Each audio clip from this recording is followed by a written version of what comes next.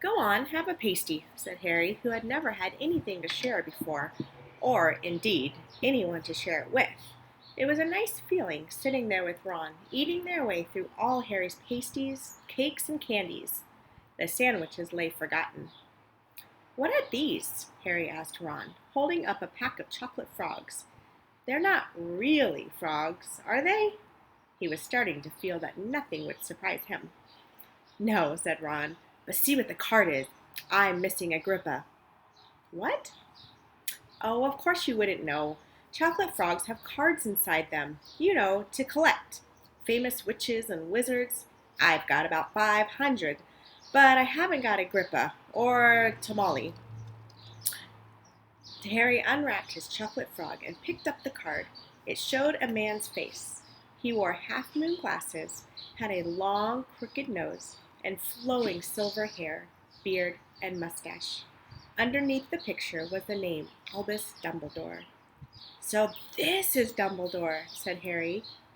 Don't tell me you've never heard of Dumbledore, said Ron. Can I have a frog? I might get Agrippa. Thanks. Harry turned over his card and read, Albus Dumbledore, currently headmaster at Hogwarts. Considered by many the greatest wizard of modern times, Dumbledore is particularly famous for his defeat of the dark wizard Grindelwald in 1945, for the discovery of the 12 uses of dragon's blood, and his work on alchemy with his partner Nicholas Flamel. Professor Dumbledore enjoys chamber music and 10-pin bowling. Harry turned the card back over and saw, to his astonishment, that Dumbledore's face had disappeared. He's gone! Well, you can't expect him to hang around all day, said Ron.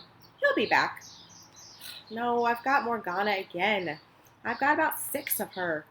Do you want it? You can start collecting. Ron's eyes strayed to the pile of chocolate frogs waiting to be unwrapped. Help yourself, said Harry.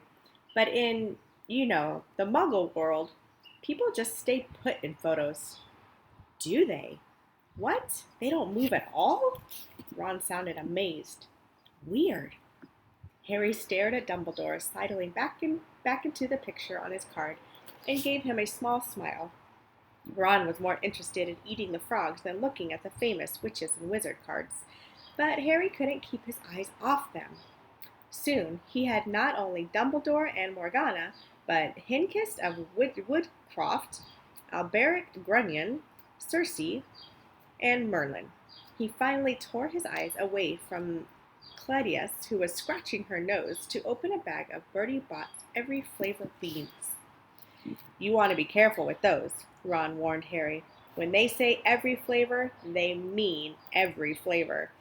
You get all the ordinary ones like chocolate and peppermint and marmalade. But then you can get spinach and liver and tripe. George reckons he had a booger-flavored one once. Ron picked up a green bean, looked at it carefully, and bit into a corner. Ugh, see? Sprouts. They had a good time eating every flavor beans. Harry got toast, coconut, baked beans, strawberry, curry, grass, coffee, sardine, and was even brave enough to nibble the end off a fuzzy gray one Ron wouldn't touch, which turned out to be pepper. The countryside now, flying past the window, was becoming wilder. The neat fields had gone. Now there were woods, twisting rivers, and dark green hills. There was a knock on the door of their compartment, and the round-faced boy Harry had passed on platform 9 3/4 came in. He looked tearful. Sorry, he said, but have you seen a toad at all? When they shook their heads, he wailed, I've lost him. He keeps getting away from me. He'll turn up, said Harry. Yes, said the boy miserably. Well, if you see him. He left. Don't know why he's so bothered, said Ron. If I brought a toad, I'd lose it as quick as I could. Mind you, I brought Scabbers, so I can't talk. The rat was still snoozing on Ron's lap. He might have died and you wouldn't know the difference, said Ron in disgust. I tried to turn him yellow yesterday to make him more interesting, but the spell didn't work. I'll show you. Look. He rummaged around in his trunk and pulled out a very battered-looking wand. It was chipped in places, and something white was glinting at the end. Unicorn hair is nearly poking out. Anyway, he had just raised his wand when the compartment door slid open again. The toadless boy was back, but this time he had a girl with him. She was already wearing her new Hogwarts robes. "Has anyone seen a toad? Neville's lost one," she said. She had a bossy sort of voice, lots of bushy brown hair, and rather large front teeth. "We've already told him we haven't seen it," said Ron. But the girl wasn't listening. She was looking at the wand in his hand. "Oh, are you doing magic? Let's see it then." She sat down. Ron looked taken aback. All right."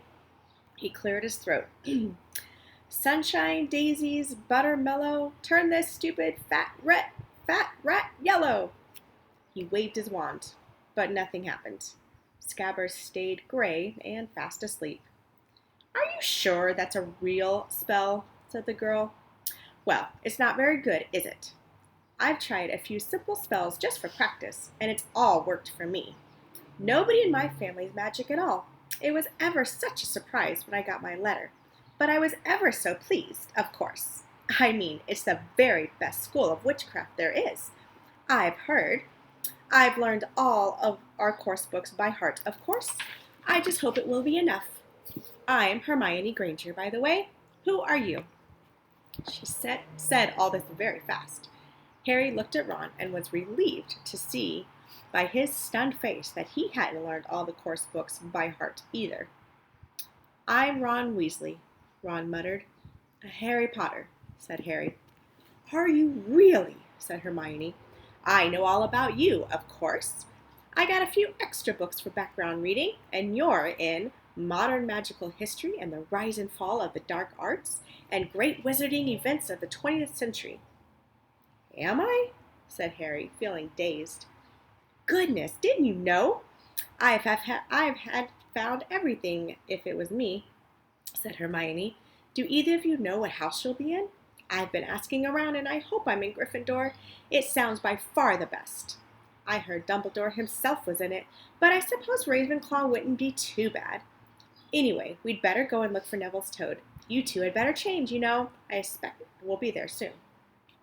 As she left, taking the toadless boy with her. "Whatever house I'm in, I hope she's not in it," said Ron.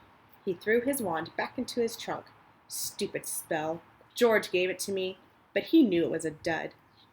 "What house are your brothers in?" asked Harry. "Gryffindor," said Ron. Gloom seemed to be settling on him again. "Mum and Dad were in it too. I don't know what they'll say if I'm not. I don't suppose Ravenclaw would be too bad, but imagine if they put me in Slytherin." "That's the house you know who was in?" "Yeah," said Ron. He flopped back into his seat, looking depressed. "You know, I think the ends of Scabbers' whiskers are a bit lighter," said Harry, trying to take Ron's mind off houses. "So what do your older brothers do now that they've left anyway?" Harry was wondering what a wizard did once he finished school. "Charlie's in Romania studying dragons, and Bill's in Africa doing something for Gringotts," he said.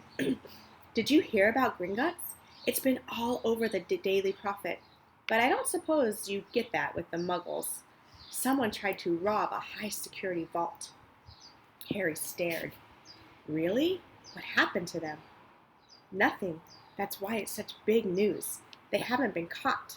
My dad says it must have been a very powerful dark wizard to get around Gringotts, but they don't think they took anything. That's what's odd.